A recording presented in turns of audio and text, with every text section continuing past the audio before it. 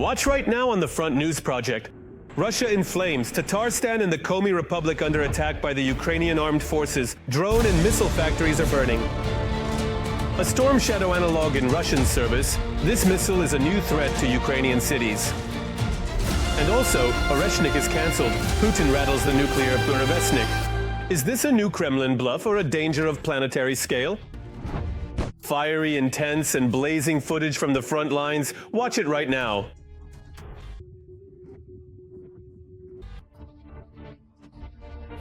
It's the fourth year of the full-scale war that Putin's Russia started on Ukrainian soil. The Ukrainian Armed Forces continue to heroically defend not only their homeland, but the entire civilized world from the aggression of Kremlin war criminals.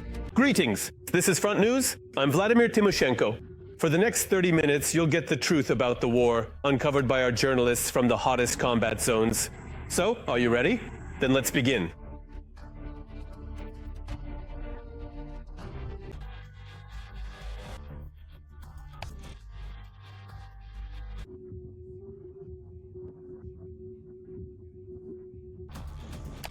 And we're starting right away with exclusive material. The Ukrainian Armed Forces drones have done a great job.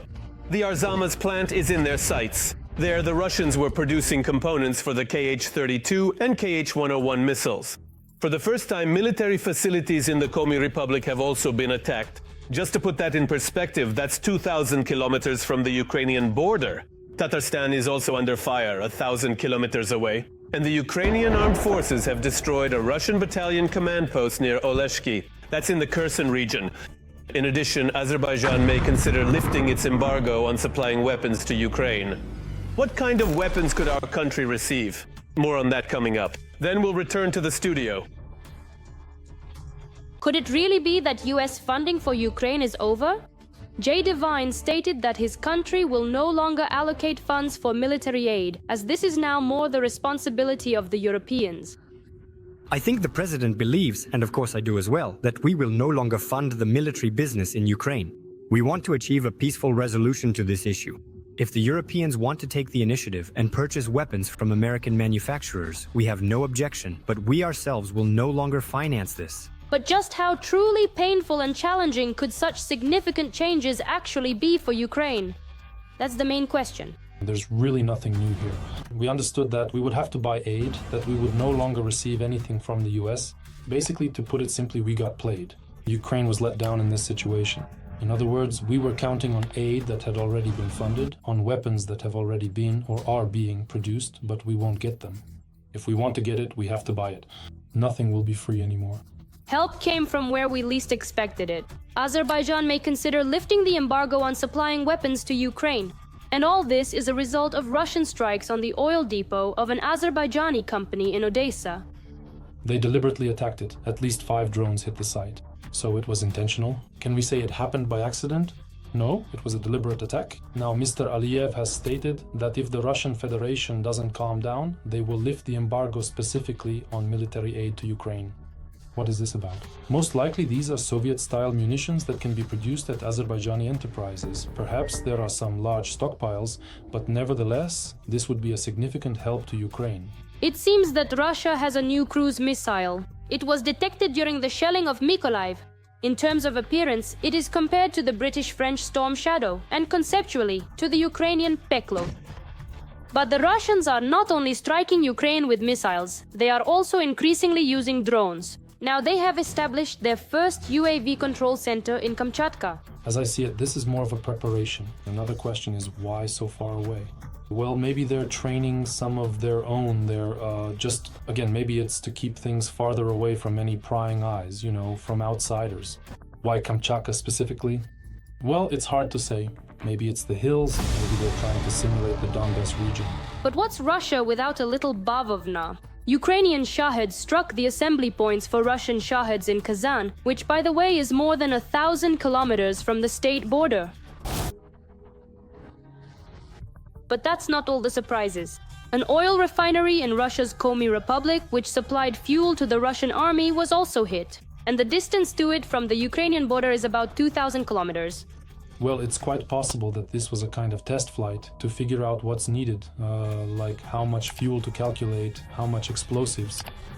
Well, most likely over time we'll see even longer range strikes.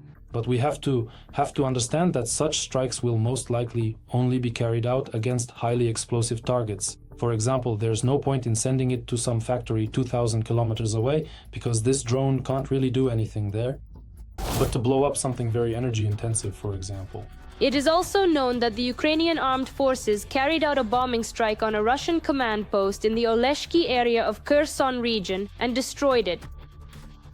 According to preliminary information, about 25 occupiers were killed and at least 11 were wounded. According to intelligence reports, among those eliminated were the commander, the chief of staff, the head of the engineering service, and the commander of one of the battalion's platoons. In Zaporizhzhia, on the morning of August 10th, Russian forces struck the bus station, where people were injured. That's all. According to the latest information, 20 people sustained injuries of varying severity. The strikes also hit the clinic of Zaporizhzhia Medical University and residential buildings. And now, an analysis of the operational situation on the long-suffering Pokrovsk sector of the front. The situation here is, as usual, extremely tense. On the Pokrovsk sector, Russian forces attempted to advance 17 times on our positions in the areas of the settlements of Poltavka, Vladimirovka, Uyut, Kucheryov Yar, Zapovednoye, Krasny Liman, Mirolyubovka, Suketskaya, Chunishino, Zverevo, Kotlino, Orekhovoye, and Fedorovka. Our defenders have already repelled 15 attacks. The fighting does not subside. And here is more troubling news from the lair of the Russian occupiers. Russia has introduced a new cruise missile into service, and it has already been launched at Ukraine during the bombing of Mykolaiv. In appearance, it resembles the British-French Storm Shadow, and in concept, the Ukrainian Peklo missile. All the details are known by our journalists. Russia has a new cruise missile, the first of its kind for the occupying army. It has already been used against Ukrainian territory. One cruise missile, a jet-powered drone, a parcel headed toward Mykolaiv from the south. These reports appeared on the morning of August 7th, but it wasn't a parcel. By the way, it's also a new addition to the occupiers' arsenal. But this was something even newer. Later, another Telegram channel published images of the downed missile. Almost every country in the world has a cruise missile that can be launched from under the wing of tactical aircraft and strike targets over 500 kilometers away. Russia did not have such a missile. That's why it was important for them to develop such a weapon, and naturally it was bound to appear or has already appeared. The first thing that caught everyone's eye was that, externally, the new Russian cruise missile looks like a scaled-down version of the British-French Storm Shadow cruise missile. After we have successfully used our Storm Shadow missiles on the sovereign territory of the Russian Federation, after we have deployed our attack AMS, after we have utilized our own domestically produced cruise missiles, which we consistently use for various strikes, whether they are drone missile attacks or something else entirely, that is, they had the opportunity to acquire certain technological capabilities. Because, again, I'll say that Russia doesn't know how to invent something new, but it does know how to copy or to scale up and modernize existing things. Therefore, I would say that most likely they received some clarifications on issues where they couldn't make progress. And thanks to this, they created means with which they now want to actively strike further at Ukrainian territory. The specifications of the new Russian cruise missile are unknown, but it is noted that it is conceptually similar to the Ukrainian Peklo missile. The latter has a range of up to 700 kilometers and can reach speeds of up to 700 kilometers per hour. The warhead of the Peklo weighs more than 50 kilograms. Taking into account the Chinese jet engine that is installed. That's a separate issue, by the way. Russia uses jet engines of Chinese manufacture. So they buy a Chinese engine, install it on this missile, and naturally, with such a payload and such weight and size characteristics, achieving those speeds, 500 to 700 kilometers per hour, is quite possible. It is also known that the new cruise missile is launched from a drone. Its launch from the Orion drone has been confirmed.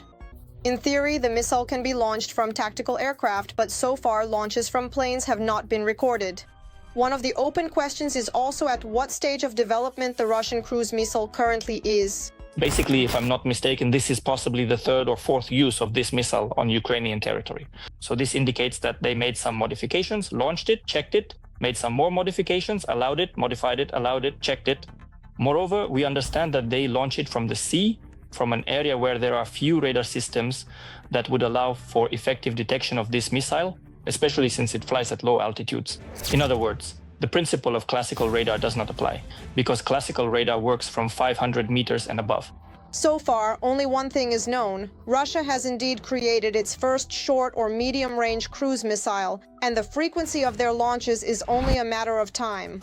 We need to be prepared for this. And now we move to the Kramatorsk and Toretsk directions of the front. The enemy army's bloody rampage continues here as well. In the Kramatorsk direction, our defenders repelled 3 attacks by the occupiers. The enemy carried out offensive actions, trying to advance in the areas of Novomarkove, Chasiv Yar, and toward Bila Hora. The defense forces stopped 7 enemy attacks in the Toretsk direction.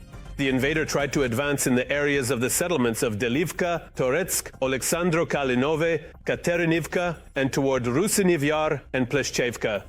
Currently, scenarios for ending the war between Russia and Ukraine are being actively discussed around the world.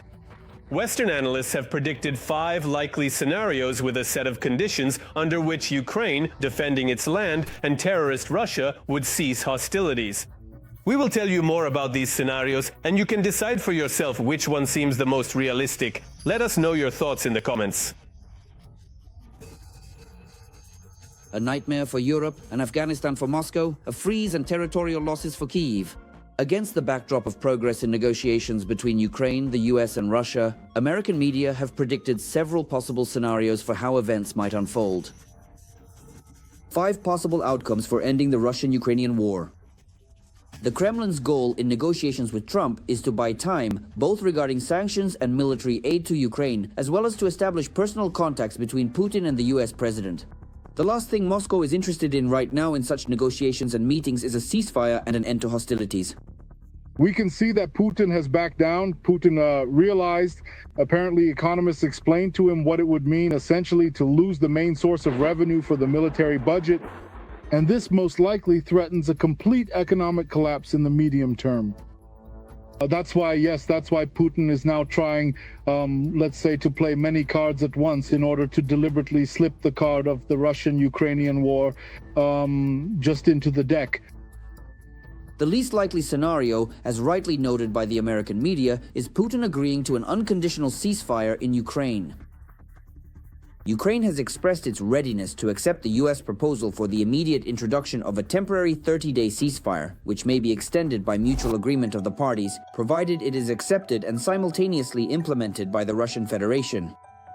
Since at least March, the Russian dictator has refused the 30-day ceasefire proposed by the White House, using various false pretexts and formulations. My conversations with Putin are always very pleasant, very lively discussions. And then, that very night, the missiles fly. I come home and tell the First Lady, you know, I spoke with Vladimir today, we had a wonderful conversation. And she's like, oh, really? They've just struck another city. Following Putin's predictable refusal to cease hostilities, experts are discussing 2 diametrically opposed scenarios. The first scenario, a nightmare for Europe, will occur if Putin manages to sway Trump and the US leaves Ukraine one-on-one with Russia. European leaders do not have a political mandate to enter the war inside Ukraine. Putin advances further. NATO cannot provide a unified response. This is a nightmare for Europe and the end of a sovereign Ukraine.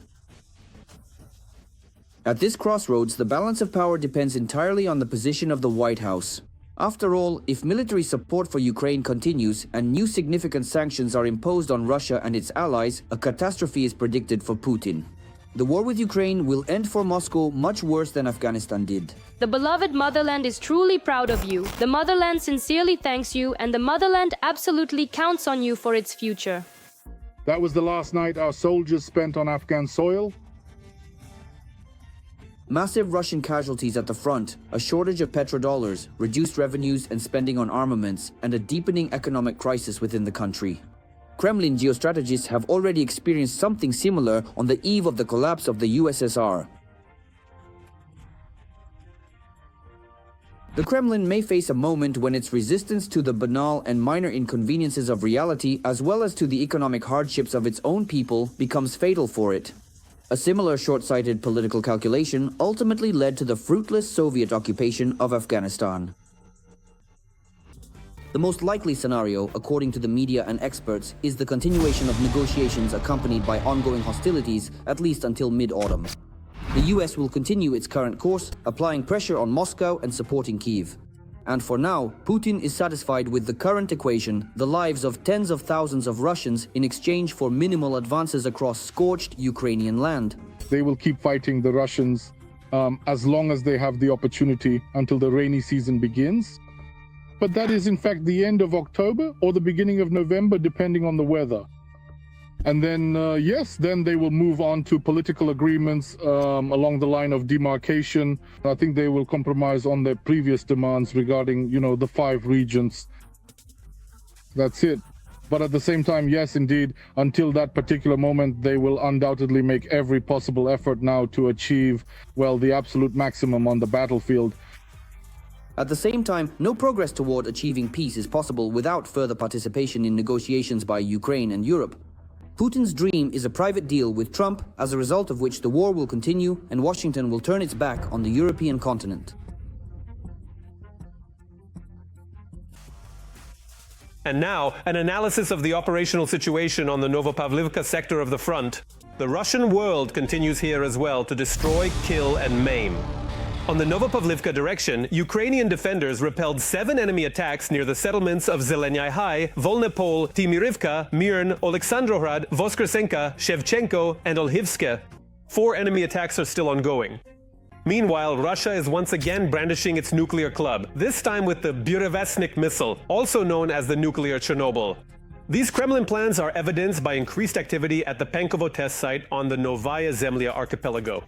We will talk about yet another attempt by the Russian Federation to escalate nuclear confrontation and what all of this could ultimately lead to. Let's watch. Russia is preparing new tests of one of its 5 types of so-called wonder weapons. We're talking about the Burevestnik missile, which has been dubbed the Flying Chernobyl in the United States, all because of its nuclear engine. The missile is inherently dangerous because if the reactor is destroyed, if it unfortunately gets shot down, or if it tragically crashes or experiences a severe accident, a significantly large, well, quite a substantial area will be contaminated, and absolutely no sane or reasonable person would ever desire or wish for such a catastrophic outcome. That's why the Americans abandoned this environmentally unfriendly project back then.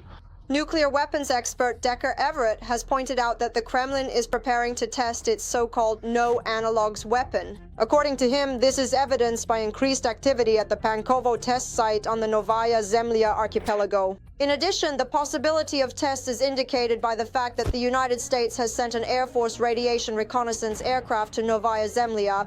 This aircraft is equipped with sensors for monitoring nuclear tests. Later, the SVC noted that the aircraft took off from the British airbase Middleton Hall and circled over the Barents Sea for about 14 hours. If it explodes, it will contaminate everything around it. That's precisely why, as soon as the Russians commence talking about meticulously planning to test something and begin to actively and demonstrably flex their military wings, some dedicated American reconnaissance plane or highly sensitive radiation level monitor is immediately dispatched to that specific area, diligently starts circling, and comprehensively records absolutely everything that's happening there.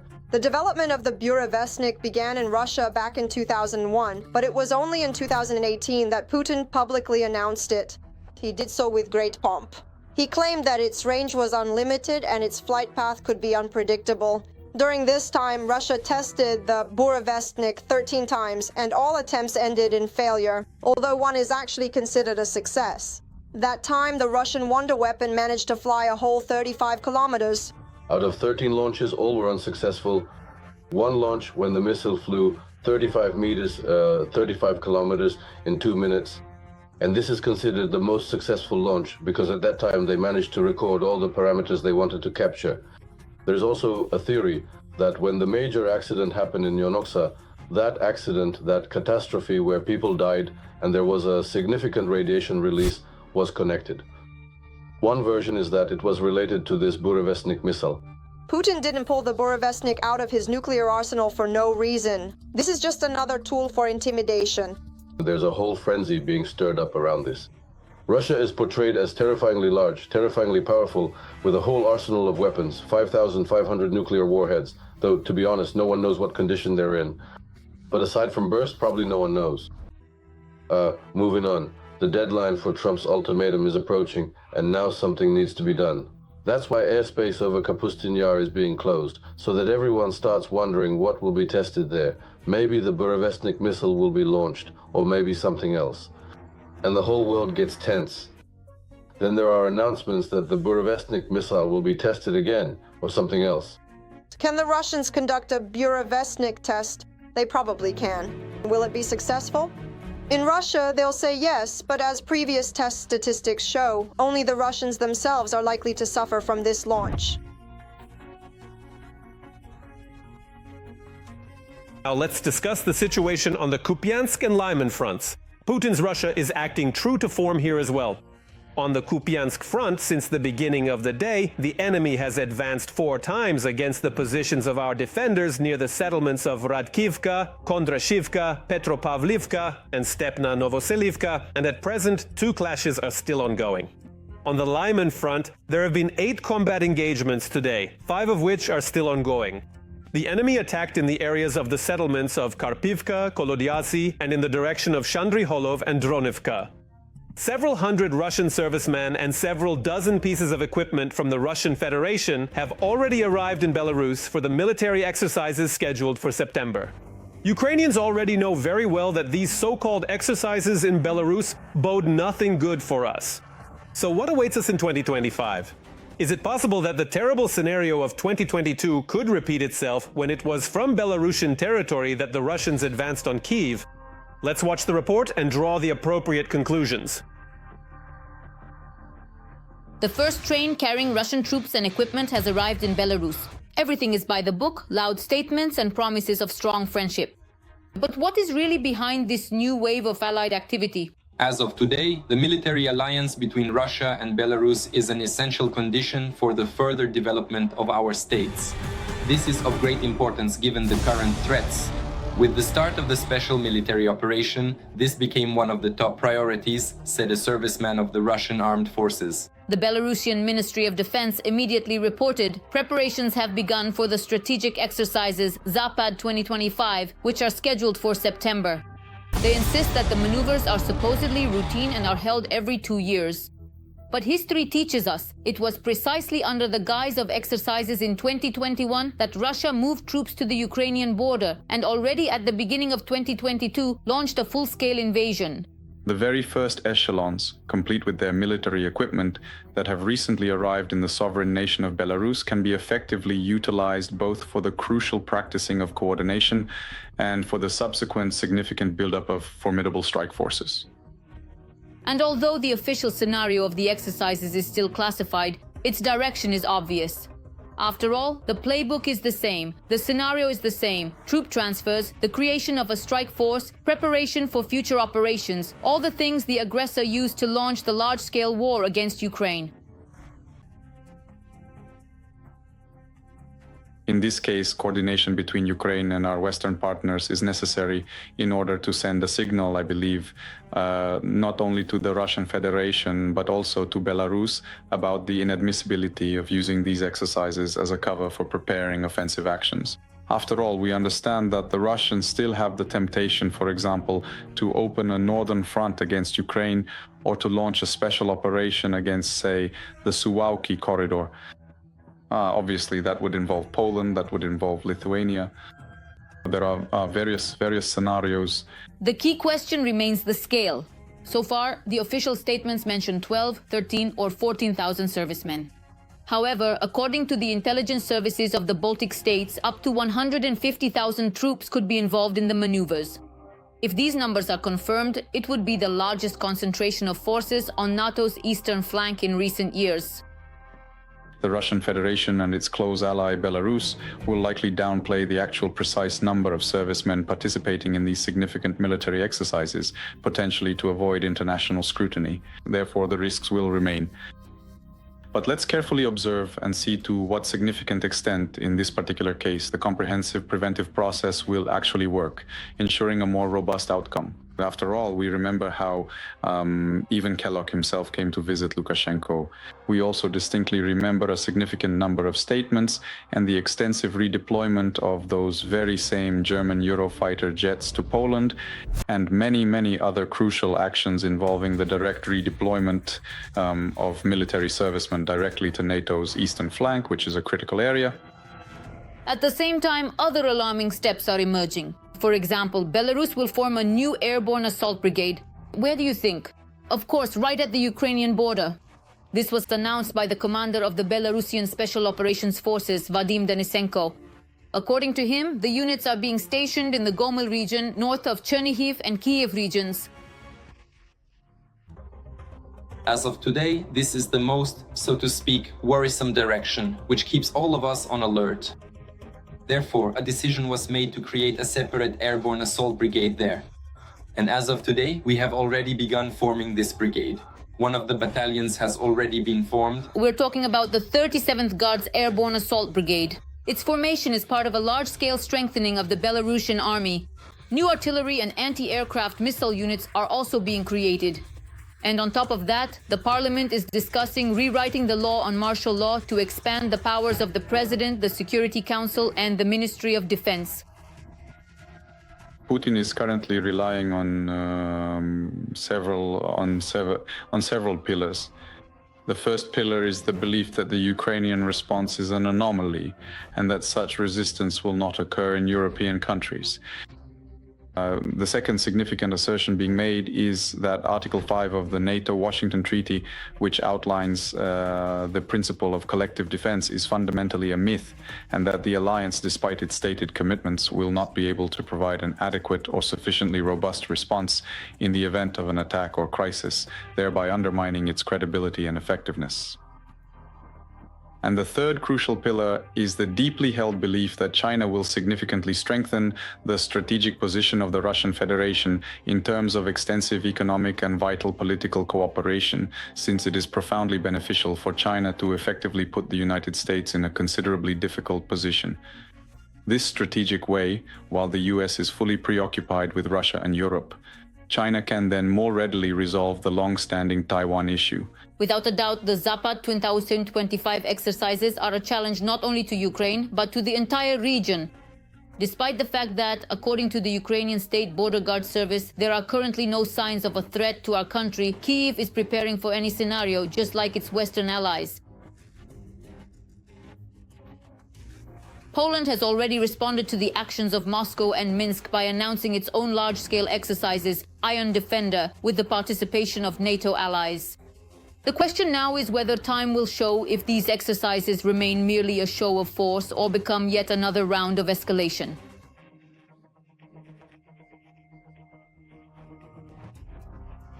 That's all for today. But very soon on Front News, you'll see new, unique reports from our journalists in the hottest spots of the war, gathered so that you know the truth.